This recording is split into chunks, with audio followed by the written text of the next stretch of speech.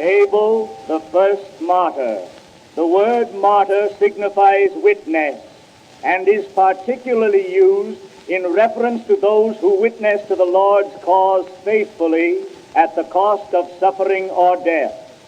Abel has the distinction of being God's first martyr. It is very remarkable that nearly all the martyrs have suffered at the hands of brethren.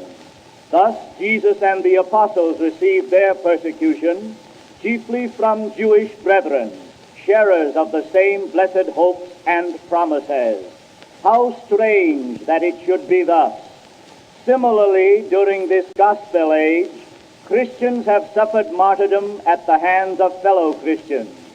Thus the Scriptures foretold, saying, "Your brethren that hated you and that cast you out said, The Lord be glorified. But he shall appear to your joy, and they shall be ashamed." Every martyr, in proportion to his faithfulness, will ultimately receive a crown of life, while all persecutors will ultimately be ashamed. The reign of sin and death continued for 4,000 years before God sent his Son into the world to be its Redeemer and Deliverer. The Redeemer will set it free from bondage to sin and death, but he could not do so unless first he paid the death penalty, dying, the just for the unjust. During those 4,000 years, vague promises were given from time to time, but no start was made to fulfill them until Jesus appeared. Even those vague promises were confined to the Jewish nation.